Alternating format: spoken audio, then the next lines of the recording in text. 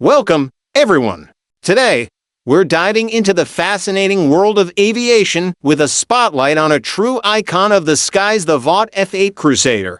This remarkable aircraft, often referred to as the last of the gunfighters, has a rich history that showcases innovation and engineering excellence.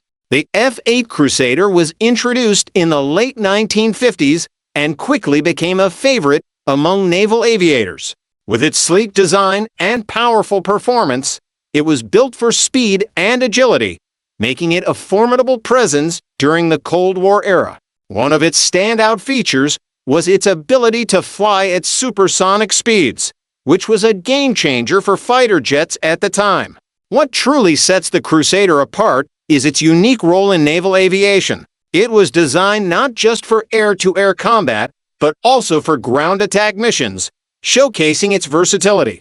The aircraft was equipped with cutting-edge technology for its time, including an advanced radar system and a variety of armaments, allowing pilots to engage in a range of missions with confidence. The F-8 Crusader also holds a special place in history, as it was the first jet fighter to be equipped with a variable incidence wing, which improved its performance during landing and takeoff. This innovation paved the way for future aircraft designs, highlighting the Crusader's lasting impact on aviation technology.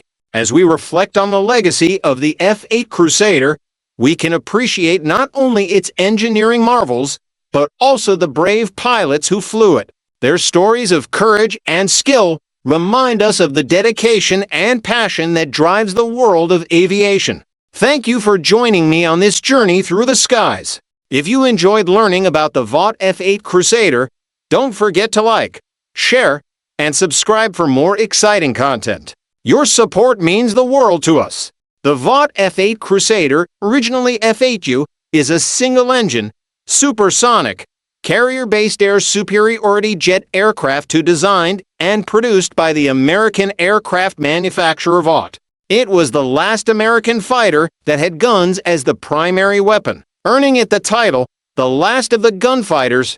3. For development of the F-8 commenced after release of the requirement for AN/U fighter by the United States Navy in September 1952. Vought's design team, led by John Russell Clark, produced the V-383, a relatively unorthodox fighter that possessed an innovative high-mounted variable incidence wing, an area-ruled fuselage, all-moving stabilators, dog-tooth notching at the wing folds for improved yaw stability, and liberal use of titanium throughout the airframe.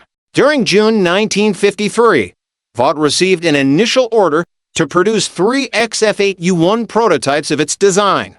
On the 25th of March 1955, the first prototype performed its maiden flight. Flight testing proved the aircraft to be relatively problem-free. On the 21st of August 1956, U.S. Navy pilot R.W. Windsor attained a top speed of 1,015 miles per hour.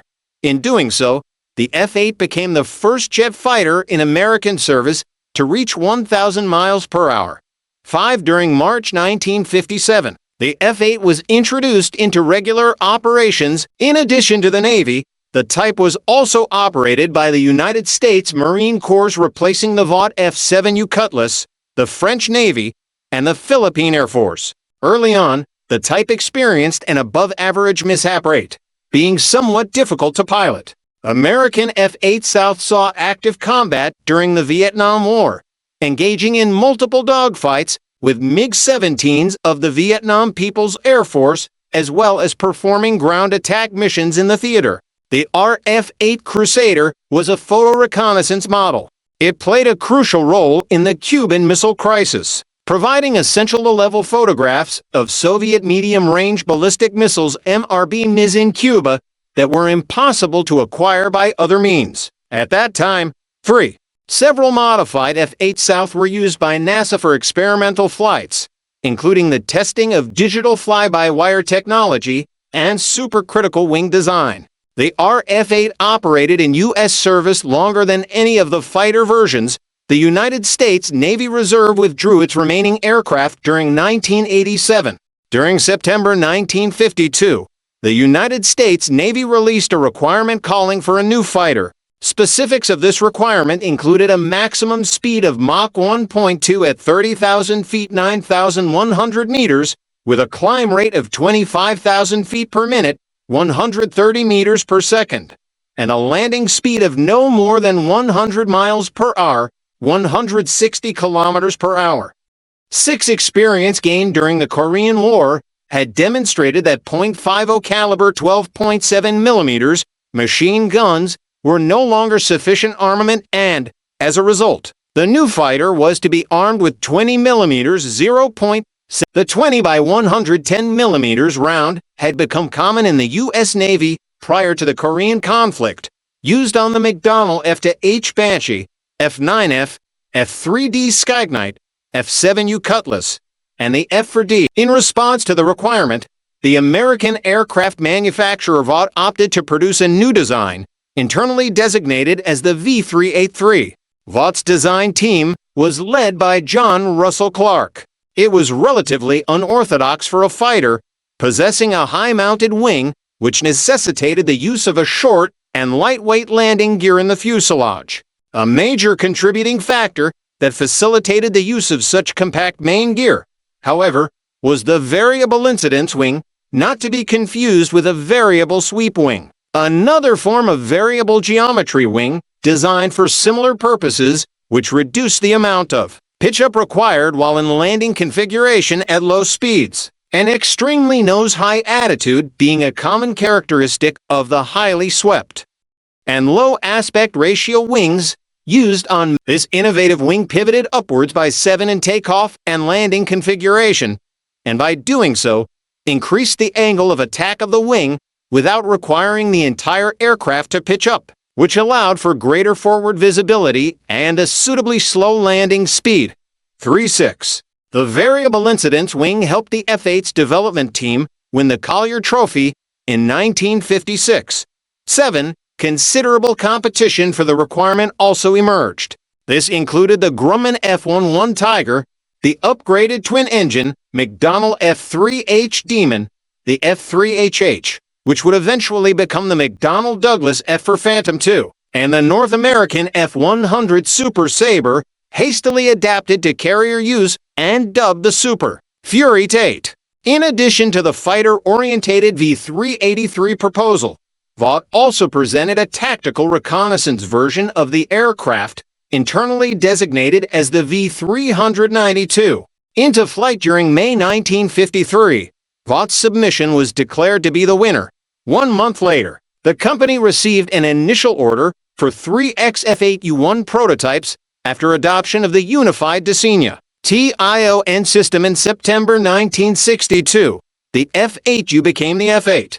On the 25th of March 1955, the first prototype performed its maiden flight with John Conrad at the controls. Confidence was such that it was decided to exceed the speed of sound during its maiden flight. 3. The development was relatively trouble-free, to the extent that the second prototype and the first production F8U made their first flights together on the same day, the 30th of September 1955. On the 4th of April 1956, the F8U performed its first catapult launch from Forrestal. 9. Beginning in late 1956, prototype F8U were evaluated by VX3, during which few problems were noted. Weapons development was conducted at Naval Air Weapons Station China Lake, and a China Lake F8U set a U.S. national speed record in August 1956. Commander Duke Windsor set a new level flight speed record of 1,015 for 2.8 miles per hour, 1,630 for 0.173 kilometers per hour on the 21st of August 1956, beating the previous record of 822 miles per hour, 1,323 kilometers per hour, set by a U.S. It did not break the world speed record of 1,132 miles per hour, 1,822 kilometers per hour, set by the British ferry Delta II, on the 10th of March 1956. 10. An early F8U was modified as a photo reconnaissance aircraft, becoming the first F8U-P. Subsequently, The RF-8A was equipped with cameras rather than guns and missiles. On the 16th of July 1957, Major John H. Glenn Jr., USMC, completed the first supersonic transcontinental flight in a F8U-1P, flying from Los Alamitos, California, to Floyd Bennett Field, New York, in 3 hours, 23 minutes, and 8.3 seconds. 11 in parallel with the F8U-1S and -2s, the Crusader design team was also working on a larger aircraft with even greater performance, internally designated as the V401 and later officially designated as the Vought F-8U Crusader 3. It was externally similar to the Crusader and shared several design elements as the variable incidence wing, but differed by being considerably larger while also sharing relatively few components and being capable of greater speeds amongst other abilities. 12. Design. The Vought F-8 Crusader was a single-engine, supersonic, carrier-based air superiority fighter. It was typically described as an all-weather fighter, yet initial production aircraft were only fitted with a ranging radar for its guns, and thus was entirely reliant on external platforms to be guided towards enemies. 13. From the F-8B onwards, air intercept radar was fitted to the aircraft. Increasingly capable and reliable radar sets were present on later models. Pilot training of the era did not focus much upon use of the radar, thus making it less effective operationally than it otherwise could have been. 14. The addition of more advanced avionics on later models, particularly the F-8J, was often criticized as being responsible for considerable weight increases as well as having questionable effectiveness. 15. Pilots often claimed the later F-8 models did not turn as well as early aircraft and had greater difficulty in aborting a landing attempt. Furthermore, that the radar did not work well in tropical environments. 16. A key feature of the F-8 was its variable incidence wing, which allowed for a greater angle of attack to be achieved and increased lift without compromising forward visibility by pivoting 7-0 F the fuselage during takeoff and landing runs. 3.6. Simultaneously, the aircraft's lift was augmented by leading edge flaps drooping by 25 and inboard flaps extending to 30. The F-8 also took advantage of contemporary aerodynamic innovations such as an area-ruled fuselage, all-moving stabilators, dogtooth notching at the wing folds for improved yaw stability, and liberal use of titanium throughout the airframe. 3. The aircraft was powered by a single Pratt and Whitney J57 turbojet engine, which was equipped with an afterburner. On the initial F8U-1 production aircraft, this afterburner increased the engine's thrust from 10,200 pounds to 16,000 pounds, but, unlike later engines, lacked any intermediate thrust settings. The armament of the F-8, which had been specified by the U.S. Navy, consisted primarily of 20mm .79 in autocannons. The aircraft would become the final U.S. fighter to be designed with guns as its primary weapon. 3. They were supplemented with a retractable tray with 32 unguided Mk-40 folding fin aerial rocket Mighty Mouse FFAs and cheek pylons for guided AIM-9 Sidewinder air-to-air missiles. 6. In practice, Sidewinder missiles were the F-8's primary weapon. The 20mm guns were considered to be generally unreliable. Moreover, the F-8 achieved nearly all of its kills using Sidewinders. 17. It has been suggested that, had the U.S. Navy mandated more rigorous and realistic weapons testing, the reliability of the guns could have been improved considerably. 18.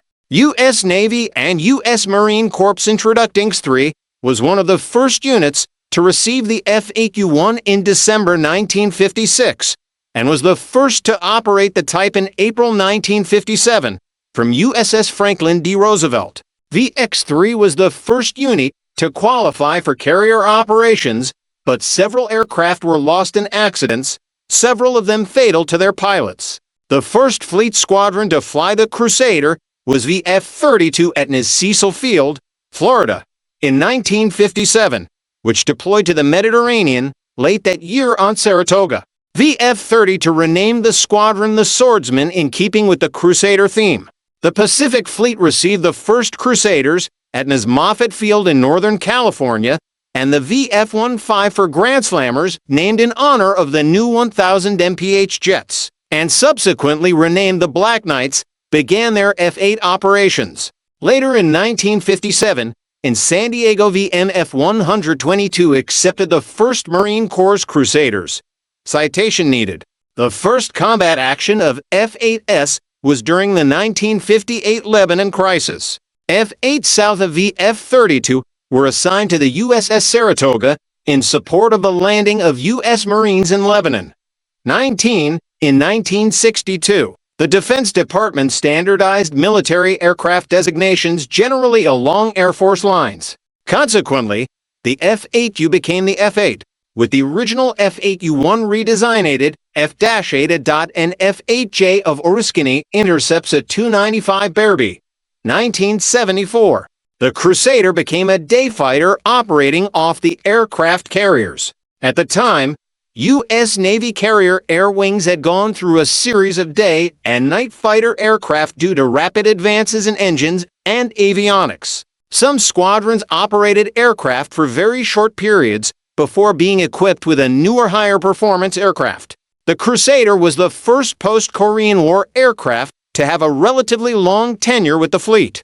Cuban Missile Crisis unarmed, our F-8A proved good at getting low-altitude detailed photographs, leading to carrier deployments as detachments from the Navy's VFP-62 and VFP-63 squadrons and the Marine SVMCJ-2, 20.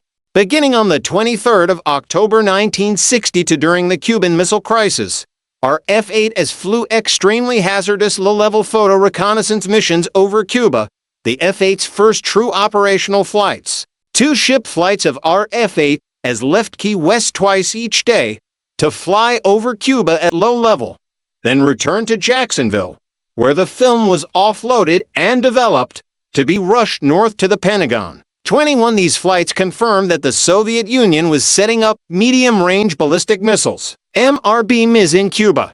The RF-8AS also monitored the withdrawal of the Soviet missiles. After each overflight, the aircraft was given a stencil of a dead chicken. The overflights went on for about 6 weeks and returned a total of 160,000 images. The pilots who flew the missions received Distinguished Flying Crosses, while VFP-62 and VMCJ to receive the prestigious U.S. Navy Unit Commendation. 22 Ejection from a VFP-6 to RF-8A in 1963. The Crusader was not an easy aircraft to fly, and was often unforgiving in carrier landings, where it suffered poor recovery from high sink rates, and the poorly designed castering nose undercarriage made it hard to steer on the deck. Safe landings required the carriers to steam at full speed to offset the relatively high landing speed of the Crusader. The stacks of the oil-burning carriers on which the Crusader served belched thick black smoke, sometimes obscuring the flight deck, forcing the Crusader's pilot to rely on the landing signal officer's radioed instructions. 7 Early on, pilots were encouraged to only keep a minimum level of fuel remaining on board prior to landing. In the long term, the adoption of the more powerful J57P for 2.0 engine improved the situation. 23. It earned a reputation as an ensign eliminator during its early service introduction. 24. The nozzle and air intake were so low when the aircraft was on the ground or the flight deck that the crews called the aircraft the Gator. Not surprisingly, the Crusader mishap rate was relatively high compared to its contemporaries, the Douglas A4, Skyhawk, and the McDonnell Douglas F for Phantom II. However, the aircraft did possess a desirable capability, as proved when several Crusader pilots took off with the wings folded and were able to land the aircraft. One of these episodes took place on the 23rd of August 1960. A Crusader with the wings folded took off from Napoli Capodichino in full afterburner, climbed to 5,000 feet, 1,500 meters, and then returned to land successfully. The pilot reported that the control forces were higher than normal. The Crusader was capable of flying in this configuration, though the pilot would be required to reduce aircraft weight by jettisoning stores and dumping fuel before landing. 1,261 Crusaders were built. By the time it was withdrawn from the fleet, 1,106 had been involved in mishaps. 25. When conflict erupted in the skies over North Vietnam, it was U.S. Navy Crusaders from USS Hancock that first engaged with Vietnam People's Air Force, the North Vietnamese Air Force, MiG-17s. On the 3rd of April 1965, 26:27, the MiGs claimed the downing of an F-8 and LT Famingok Lands gun camera revealed that his cannons had set an F-8 ablaze. But Lieutenant Commander Spence Thomas had managed to land his damaged F-8 at Da Nang Air Base. 28:29, the remaining F-8 South returning safely to their carrier. The F-8 repeatedly encountered the relatively nimble North Vietnamese MiGs over the following years, yet the F-8 never made first contact via radar detection in any of these engagements. 30. Instead, F-8 pilots were reliant on ground control intercept controllers to find enemies and be guided towards a favorable firing position. 31. A typical day mission would be performed using a pair of F-8s. One pilot concentrated on radar and navigation functions, while the other searched the skies with their eyes. Ground controllers would alert and direct them towards any MiGs spotted, which they'd approach at speed from behind, not relying on their own radar to detect the hostile aircraft. The presence of U.S. surface-to-air missiles SAMs usually compelled MiGs to fly at lower altitudes, where the F-8 was more maneuverable and thus would have an advantage. 33. The U.S. Navy had evolved its night fighter role in the air wing to an all-weather interceptor, the F for Phantom II, equipped to engage incoming bombers at long range with missiles such as AIM-7 Sparrow as their sole air-to-air weapons, and maneuverability was not emphasized. Some experts believed that the era of the dogfight was over, as air-to-air missiles would knock down adversaries well before they could get close enough to engage in dogfighting. As aerial combat ensued over North Vietnam from 1965 to 1968, it became apparent that the dogfight was not over. In one pitched air battle between USN F-8s and VPAF MiG-21s on the 1st of August 1968, ace fighter pilot Nguyen Hong Ni fired a pair of R-3 SAMs at a pair of F-8 South, the second R-3S making a successful hit, claiming one F-8 shot down. Following a brief dogfight with the other F-8, another pair of F-8 South entered into the fray and fired to sidewinder AAMs at Nguyen Hong Ni, who was hit and safely ejected from his stricken MiG-21. The downing of ace fighter pilot Nguyen is credited to F-8H pilot LT McCoy of VF-51. USS Bonhomme Richard. As the conflict progressed, North Vietnam received MiG-21s, which proved to be a more capable opponent for the F-8. Yet it still proved to be effective with good teamwork and exploiting the MiG-21's weaknesses. 36. Following the end of Operation Rolling Thunder in November 1968, American aircraft stopped flying in airspace in which MiGs encounters were expected, and thus there were less opportunities for air engagements to occur. 37. Accordingly, the Crusader became increasingly used as a bomb truck, with both ship-based U.S. Navy units and land-based U.S. Marine Corps squadrons attacking Communist forces in both North and South Viet Nam. 24-38.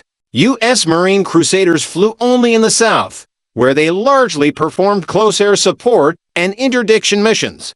39. During December 1972's Operation Linebacker II, numerous Navy F-8 South were assigned to fly aerial superiority missions, yet these were largely unopposed. Actual combat with MiGs had become exceeding rare by this point of the conflict.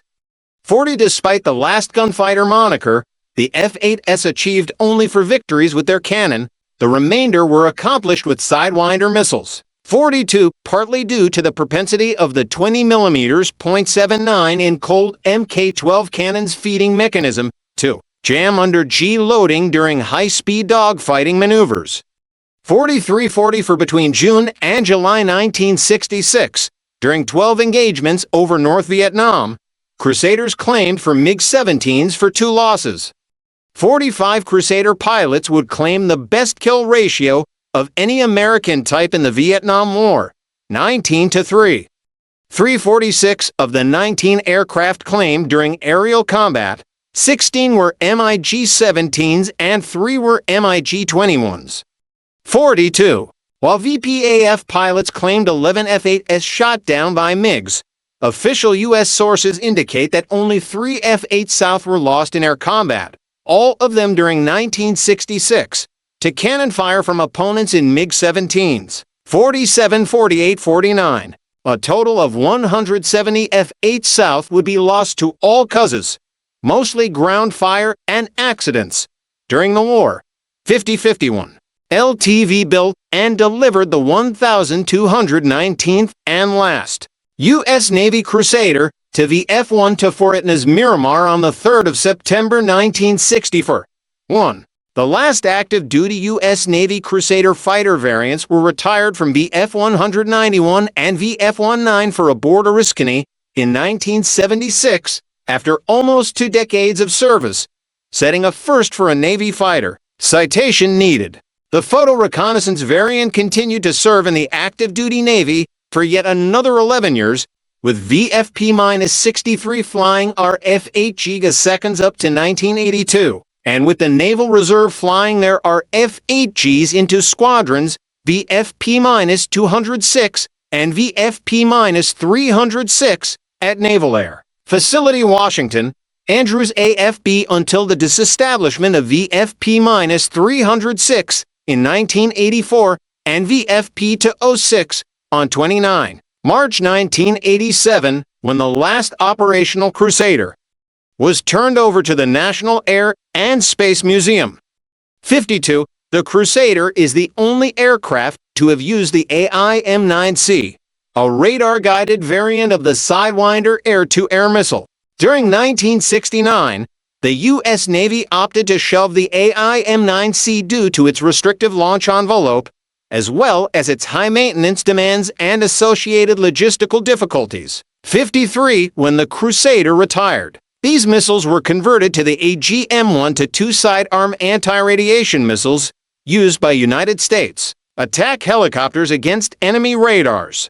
NASA F-8A supercritical wing testbed several modified F-8s were used by NASA in the early 1970s, proving the viability of both digital fly-by-wire technology using data processing equipment adapted FR on the Apollo guidance computer, 50 for as well as supercritical wing design.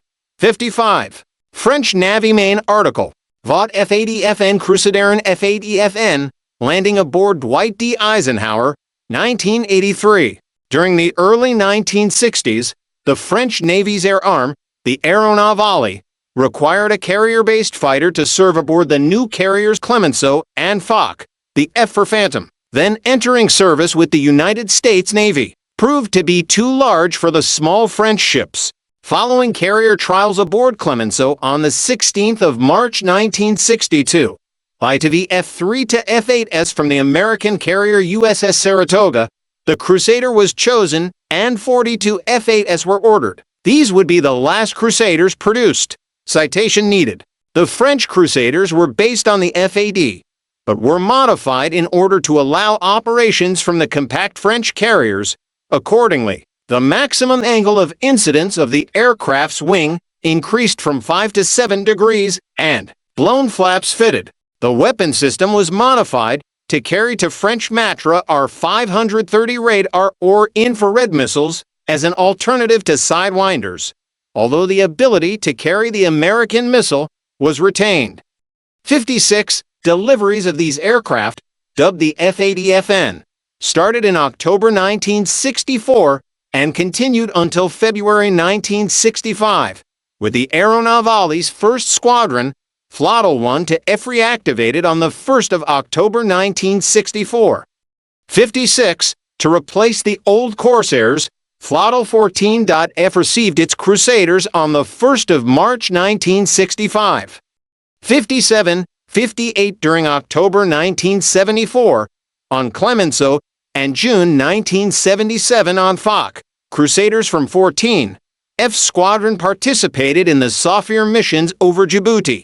On the 7th of May 1977, two Crusaders went separately on patrol against supposedly French Air Force for 11th Jura Squadron, F-100 Super Sabres stationed at Djibouti. The leader intercepted two fighters and engaged a dogfight supposed to be a training exercise, but quickly called his wingman for help as he had actually engaged two Yemeni MiG-21s. The two French fighters switched their master armament to on, but ultimately, everyone returned to their bases.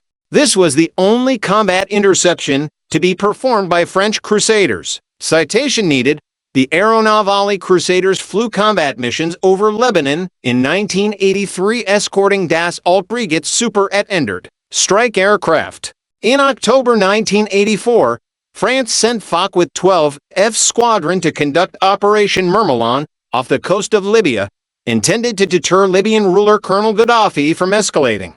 Regional tensions around the Persian Gulf, largely related to the Iran-Iraq conflict, triggered the deployment of a task force headed by Clemenceau, which included 12 F Squadron in its airway. During 1993, combat missions commenced over the skies of the former Yugoslavia. Crusaders were launched from both French carriers, which were stationed in the Adriatic Sea. These missions ceased in June 1999 with Operation Trident over Kosovo.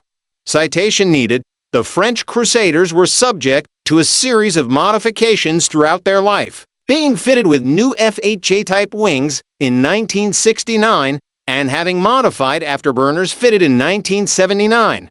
59. Armament was enhanced by the addition of our 550 Magic infrared-guided missiles in 1973, with the improved all-aspect Magic to fitted from 1988. The obsolete R-530 was withdrawn from use in 1989, leaving the Crusaders without a radar-guided missile. 60. In 1989, when it was realized that the Crusader would not be replaced for several years due to delays in the development of the Rafale, it was decided to refurbish the Crusaders to extend their operating life. Each aircraft was rewired and had its hydraulic system refurbished, while the airframe was strengthened to extend fatigue life. Avionics were improved, with a modified navigation suite and a new radar warning receiver. 6162. The 17 refurbished aircraft were redesigned as F8PP used for prolong, extended, and not to be confused with the Philippine F8P.